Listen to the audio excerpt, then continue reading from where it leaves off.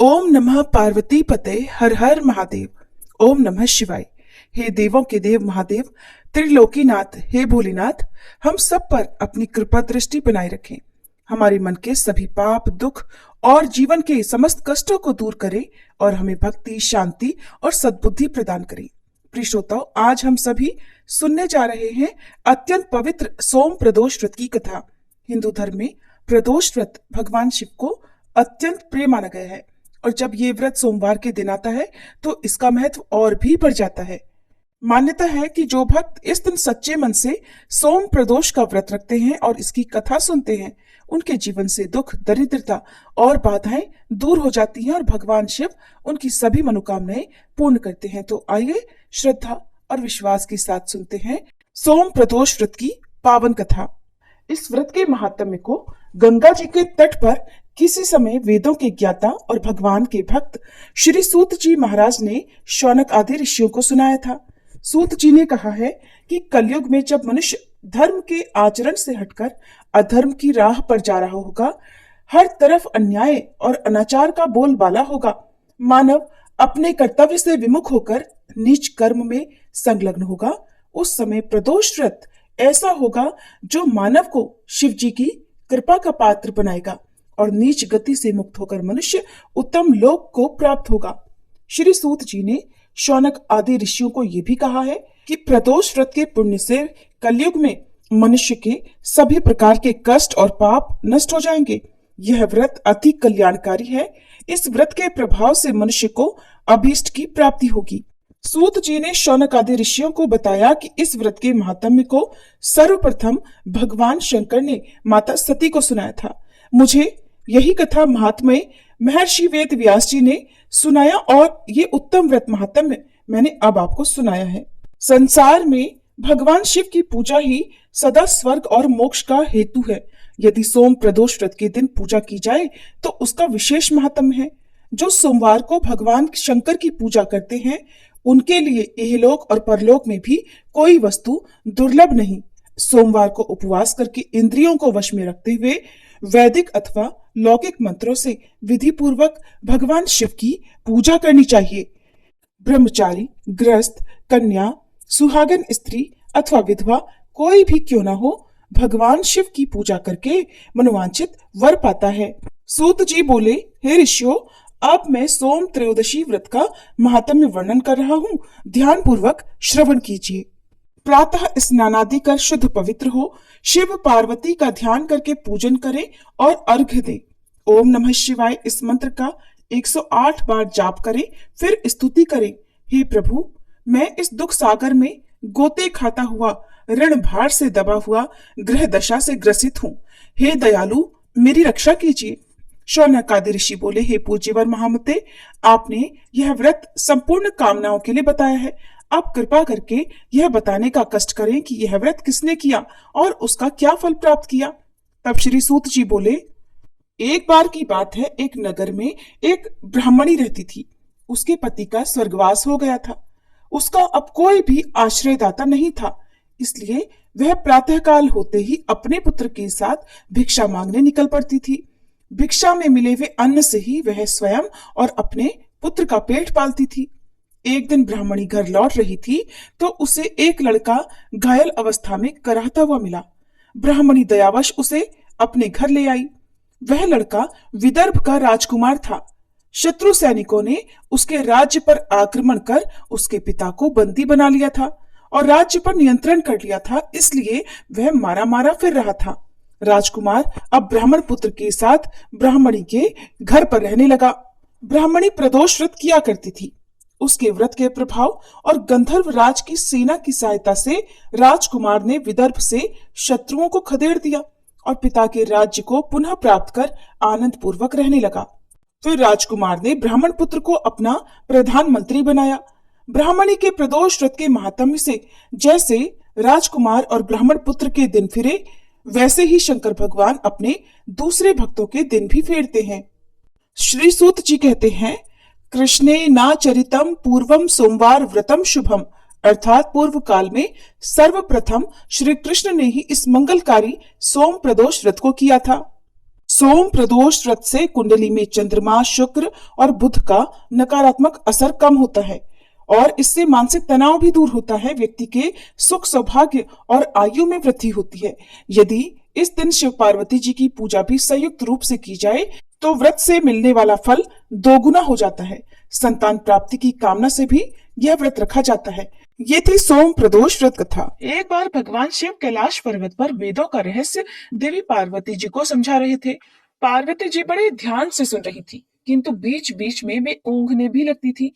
जब बहुत प्रयास करने पर भी देवी पार्वती अपने मन को एकाग्र न रख सकी, तो भगवान शिव थोड़े क्रोध में आकर बोले, देवी, ये क्या हो रहा है? मैं आपको इतना गूढ़ रहस्य समझा रहा हूँ और तुम हो कि झपकियां ले रही हो। तुम में तो इतनी ही बुद्धि है जितनी किसी मछुए की स्त्री में। जाओ, मृत्यु लोक में किसी मछुआरे की स्त्री के रूप में जन्म लो। अब भगवान शिव के श्राप से देवी पार्वती जी उसी क्षण वहां से गायब हो गई। बाद में भगवान शिव को बड़ा पश्चाताप हुआ कि ये मैंने क्या किया। जिसका स्नेह मेरे लिए अगाध था, उसी को आवेश में आकर मैंने त्याग कर दिया। भगवान शिव की मनोदशा उनके परम सेवक नंदी से छुपी नहीं थी। नंदी सोचने लगे, स्वामी बहुत बेचैन है माता पार्वती जी के बिना, और जब तक माता लौटेंगी नहीं, स्वामी को चैन नहीं पड़ेगा। उधर देवी पार्वती मृत्यु लोक में पहुंची और एक शिशु बालिका के रूप में पुन्नई वृक्ष के नीचे लेट गई। थोड़ी ही देर में पुरवर कबीले के कुछ मछुआरे अपने सरदार के साथ वहां से गुजरे तो उनकी नजर उस नन्ही सी कन्या पर पड़ी। सरदार ने कन्या को उठाया और उसे भगवान का भेजा हुआ उपहार समझकर अपने घर में ले आया। फिर उसने उस बालिका का नाम रखा पार्वती। जब वह कुछ बड़ी हुई तो अपने पिता के साथ मछलियां पकड़ने जाने लगी। बड़ी होकर उसने नाव चलाना भी सीख लिया था। पार्वती अपूर्व सुंदरी थी। कबीले के कितने ही युवक उसके रूप की प्रशंसा करते नहीं अघाते थे। उनमें से कोई तो पार्वती के साथ विवाह करने के इच्छुक भी रहते थे, लेकिन पार्वती उनमें से किसी के साथ भी विवाह के लिए इच्छुक नहीं थी। उधर कैलाश पर्वत पर भगवान शिव को देवी पार्वती जी का वियोग असहनीय हो रहा था। फिर एक दिन उन्होंने अपने मन की व्यथा नंदी से कह ही डाली। भगवान बोले, नंदी, मैं रात दिन देवी पार्वती के बिना बहुत बेचैन रहता हूँ और उस घड़ी को कोसता रहता हूँ जब मैंने क्रोध में आकर देवी को श्राप दे दिया था। काश उस समय मैंने धैर्य से काम लिया होता। नंदी ने दोनों हाथ जोड़कर भगवान शिव से कहा, प्रभु, तब आप पृथ्वी पर जाकर उन्हें स्वयं क्यों नहीं ले आते? कैसे लाऊं नंदी? उनका विवाह तो किसी मछुआरे से ही होगा। भगवान शिव के मुंह से करह सी निकली। शिव जी के मन की व्यथा जानकर नंदी विचार करने लगे कि मुझे कोई ऐसा जतन करना चाहिए जिससे स्वामी को मछुआ ही बनना पड़े। यह विचार करके नंदी ने एक बहुत बड़ी मछली का रूप धारण कर लिया और उस तट की ओर चल पड़ा जिस पर परवर कबीले के मछुआरे रहा करते थे। वहां पहुंचकर मछली बने नंदी ने मछुआरों के बीच आतंक फैला दिया। मछुआरे जल में अपना जाल डालते तो मछली उनके जालों को काट डालती, उनकी नावों को पलट देती। मछली का आतंक जब ज्यादा ही बढ़ गया तो कबीले के मुखिया ने घोषणा कर दी कि जो भी आदमी इस मछली को पकड़ कर लाएगा, उसी के साथ मैं अपनी पुत्री का ब्याह करूंगा। अनेकों युवकों ने उस मछली को पकड़ने का प्रयास किया, लेकिन असफल रहे। असहाय होकर मछुआरे सरदार ने भगवान शिव की ही शरण ली। कहने लगा, हे दया के सागर, हे कैलाशपति, हमें इस मछली से छुटकारा दिलाओ। मछुआरे की बेटी ने भी शिव जी की प्रार्थना करते हुए कहा, हे सदाशिव, हे प्रलयंकर, हमारी सहायता करो। अब तो हमें केवल आपका ही आश्रय है प्रभु। भगवान शिव ने उनकी पुकार सुनी। एक मछुए का वेश बनाकर वे मुखिया के पास पहुंचे। उन्होंने मुखिया से कहा, मैं उस मछली को पकड़ने के लिए आया हूँ। मुखिया ने कहा, नौजवान, अगर तुमने उसे पकड़ लिया तो हमारी जाति सदैव तुम्हारी गुण गाएगी। अगले दिन भगवान शिव एक बहुत बड़ा जाल लेकर सागर के जल में उतर पड़े। उन्होंने जाल फेंका तो मछली आकर उसमें फंस गई, जो वास्तव में नंदी थे। मछली बने नंदी सोचने लगे, मेरा काम तो हो गया, अब स्वामी और माता का मिलन हो जाएगा। इधर भगवान शिव उस मछली को पकड़कर किनारे लाए। मछुआरे उनकी जय जयकार करने लगे। मछुआरों का सरदार बोला कि तुमने हमें उबार लिया युवक, हम किस प्रकार तुम्हारा आभार व्यक्त करें। फिर अपने वचन के अनुसार मछुआरे सरदार ने बड़ी धूमधाम से अपनी पुत्री का विवाह उस युवक के साथ कर दिया। और इस तरह मछुआरे शिव और मछुआरिन पार्वती जी के विवाह के बाद नंदी अपने वास्तविक स्वरूप में प्रकट हो गए और उन्हें अपनी पीठ पर बिठाकर कैलाश पर्वत पर ले आए। भगवान शिव की अंतर्वेदना दूर हो गई और देवी पार्वती शाप से मुक्त हो गई और जीवन चक्र पहले की ही तरह चलने लगा। प्रिय भक्तजनों, अब आपको सुनाते हैं भगवान शिव के आराध्य देव की कथा। एक कथा के अनुसार जब भगवान शिव को पता चला कि राम अवतार हो चुका है, तब वह प्रभु श्री राम के बाल रूप के दर्शन करने के लिए काकभूषुंडी जी के साथ मनुष्य का रूप धारण करके अयोध्या आते हैं। जिस समय भगवान राम जी का जन्म हुआ तो चारों ओर उत्सव मनाया जा रहा था। भगवान शिव भी भगवान श्री राम के बाल रूप का दर्शन करने के लिए गए थे। वही कथा इस समय भगवान शिव देवी पार्वती जी को सुना रहे हैं। भगवान शिव देवी पार्वती से कहते हैं, हे पार्वती, जिस समय भगवान का अवतरण हुआ था उस समय मुझसे रहा नहीं गया। मैं अपने मन को रोक ही नहीं पाया और तुरंत अवधपुरी पहुंच गया। मेरी चोरी ये थी कि मैंने आपको नहीं बताया। भगवान ये कहना चाहते हैं कि जब भगवान का बुलावा आए तो किसी का इंतजार मत करना। और उन्होंने एक मनुष्य का रूप धारण कर लिया। भगवान शिव की ये बात सुनकर देवी पार्वती बोली कि प्रभु, आप तो महादेव हो, आप मनुष्य बनकर क्यों गए? तब भगवान शिव बोले कि देवी, जब महादेव के देव भी मनुष्य बनकर आ सकते हैं तो मैं मनुष्य ना बनूं, ये कैसे हो सकता है? जैसे ही मैं अयोध्या में पहुंचा, वहां पर बहुत भारी भीड़ लगी हुई थी। मैंने उस भीड़ को पार करके आगे जाने की, राम जी के दर्शन करने की बहुत कोशिश की, लेकिन जा ही नहीं पा रहा था। तब मैंने थोड़ी और ताकत लगाई और थोड़ा भीड़ को धक्का दिया। तो जैसे ही मैंने भीड़ को धक्का दिया, अंदर से एक ऐसा धक्का आया कि मैं दूर जाकर मंदिर के एक शिवलिंग के पास टकराकर गिर गया। भोलेनाथ बोले, ये लो, हो गए दर्शन। राम के तो हुए नहीं, मेरे खुद के ही दर्शन हो गए। तब भोलेनाथ कहते हैं कि मैंने सोचा कि इतनी भारी भीड़ में अब रामलला के दर्शन कैसे हो। तब भोलेनाथ को याद आया कि मेरा एक चेला है, वो दिखाई नहीं दे रहा, और वो चेला है काकभूषुंडी जी महाराज। अब महादेव मन ही मन उस भीड़ में खड़े हुए सोच रहे हैं कि रामलला के दर्शन करने के लिए, भगवान के दर्शन करने के लिए वो तो जरूर आए होंगे। जैसे ही भोलेनाथ ने उन्हें याद किया तो काकभूषुंडी जी तुरंत वहां पहुंच गए, क्योंकि कौवे के रूप में है। भोलेनाथ से कहते हैं, महादेव बताइए कैसे बताया, जल्दी बताइए। भोलेनाथ बोले, जल्दी बताओ, लेकिन क्यों, तुम्हें कहाँ जाना है भाई? काकभूषुंडी जी बोले, प्रभु, आपके पीछे महा उत्सव छोड़कर आया हूं। तब भगवान शिव बोले कि तुम थे कहाँ? तब उन्होंने कहा कि प्रभु, मैं तो अंदर ही था। दशरथ जी खूब आनंद लुटा रहे हैं, बड़ा आनंद हो रहा है। भगवान शिव ने सुना तो बोले, अच्छा है, मनुष्य को तो भीड़ के कारण रोक सकते हैं, लेकिन कौवे को कौन रोकेगा? वहां तो चेला दर्शन करके आनंद ले रहे हैं और गुरु यहाँ बैठे हुए हैं। भोलेनाथ कहते हैं, अच्छा चेला जी, कोई उपाय बताइए, हमें भी तो रामलला के दर्शन करवाइए। तब काकभूषुंडी जी बोले, प्रभु चलिए कोई उपाय सोचते हैं। अब काकभूषुंडी ने भी मानव रूप धारण कर लिया। बहुत बार प्रयास किया दोनों ने अंदर जाने का, लेकिन किसी ने भी उन्हें अंदर नहीं जाने दिया। अब जब बहुत समय हो गया तो भगवान राम ने भी रोना शुरू कर दिया। उनके मन में भी भोले बाबा के दर्शन करने की तड़प जो जाग गई थी। अब महल के अंदर पालने में लेटे हुए रामलला भोले बाबा के दर्शन के लिए तड़प तड़प कर रो रहे हैं, और उधर बाहर भीड़ में खड़े हुए बाबा भी बेचैन हैं। जब रामलला के रोने का स्वर मैया के कानों में पड़ा तो कौशल्या जी भी बिलख पड़ी कि क्या हो गया मेरे लाल को, जो आज इतना रो रहा है। इधर भोले बाबा ने भी पूरा नाटक किया। भोले बाबा एक 80 साल के ज्योतिष बन गए। गोस्वामी जी ने गीतावली में इस भाव को भी बताया है, और स्वयं ज्योतिषी बनकर भोले बाबा काकभूषुंडी जी को अपना शिष्य बना लेते हैं। और इसके बाद वे सरयू नदी के किनारे बैठ जाते हैं। जितने भी लोग उस रास्ते से आ जा रहे हैं, भगवान शिव उन सभी का हाथ देखकर भविष्यवाणी कर रहे हैं। अब अवधपुरी में चर्चा शुरू हो गई कि कोई बहुत बड़ा पहुंचा हुआ ज्योतिषी आ गया है। इधर पालने में लेटे भगवान श्री राम ने जब रोना शुरू किया तो मैया बड़ी परेशान हो गई। गुरु वशिष्ठ जी को खबर की गई, लेकिन वशिष्ठ जी व्यस्त थे। इतने में एक सेवक आकर कहने लगा कि मैया, मुझे खबर मिली है कि एक बहुत बड़ा ज्योतिषी अवधपुरी में आया हुआ है, अगर आपकी आज्ञा हो तो उसे बुला लाऊं। माँ तो परेशान थी। उन्होंने कहा कि जाओ और जल्दी बुला कर लाओ, बस मेरे लाल का रोना बंद हो जाए, क्योंकि मैया रामलला को छुपा छुपा कर परेशान थी, लेकिन वो थे कि रोना बंद ही नहीं कर रहे थे। अब सेवक दौड़े दौड़े गए। भोले बाबा सरयू नदी के किनारे बैठे हुए थे।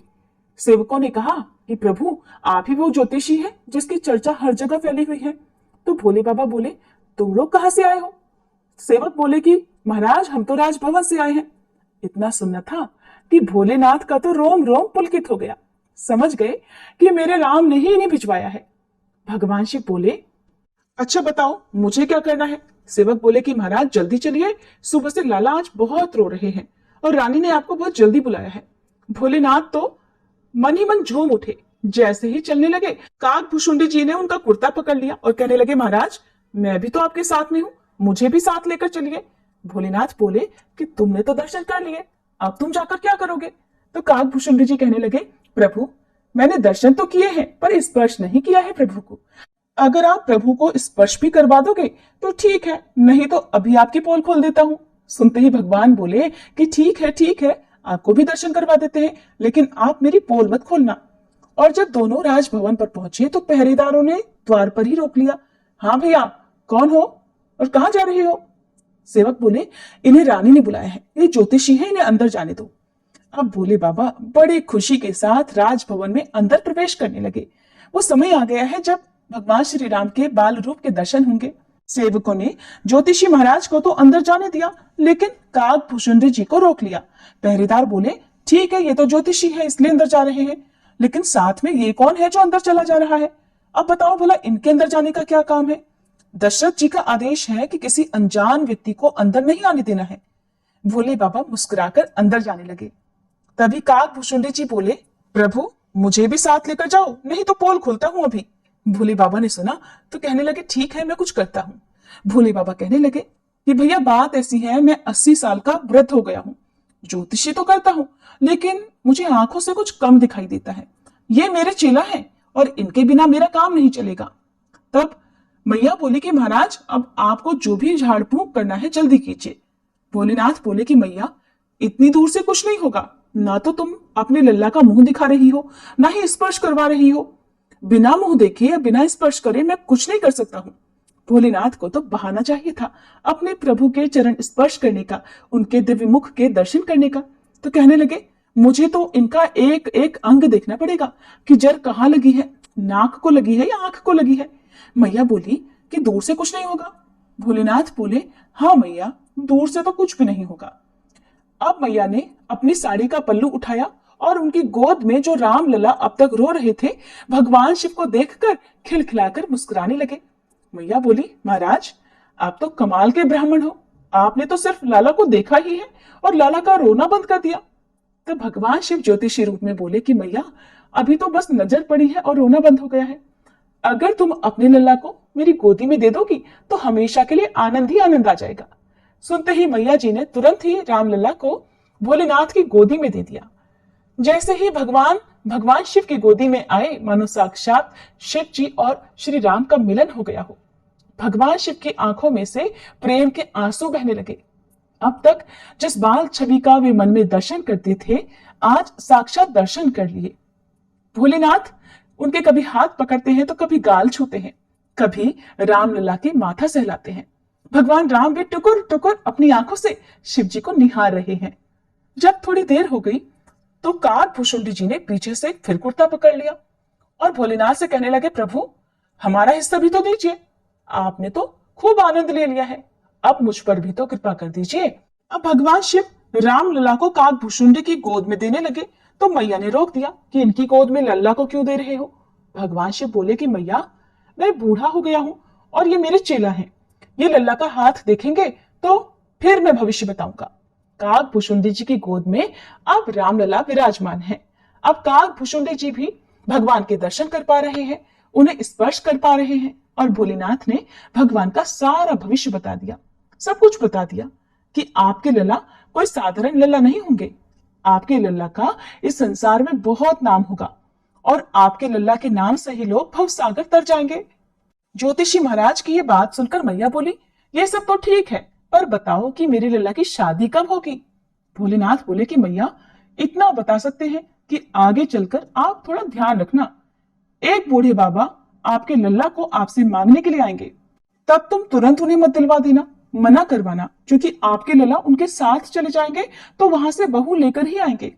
कौशल्या जी बोली कि महाराज आप चिंता मत करो, अब ये बात मेरे दिमाग में बैठ गई है, मैं इसे हमेशा याद रखूंगी। इस प्रकार भोले बाबा ने मैया कौशल्या को सब कुछ बता दिया। मैया ने बोला कि महाराज आपने बड़ी कृपा की है जो मेरे लल्ला का रोना बंद करवा दिया है और साथ ही साथ मेरे लाला का भविष्य भी बता दिया है। अब मेरे लाला को आशीर्वाद भी दे दीजिए। अब तो भगवान शिव ने राम लला को खूब आशीर्वाद दिया। हे राम, आप जुग जुग जियो, सबको आनंदित करो। इस प्रकार से भोलेनाथ बड़ी मस्ती में श्री राम जी को आशीर्वाद देकर अपने धाम पधार गए। भोलेनाथ ये भी कहते हैं कि इस चरित्र को सब लोग नहीं जान सकते, बस जिस पर प्रभु श्री राम की कृपा होगी वही लोग इस चरित्र को सुन सकते हैं, जान सकते हैं। देवी पार्वती जी कहती हैं, महाराज हम पर श्री राम जी की कृपा बनी हुई है, तभी तो हम ये सब जान पाए हैं। ये थी प्रभु श्री राम और भगवान शिव के मिलन की कथा। सभी प्रेम से बोलिए, भोले शंकर भगवान की जय।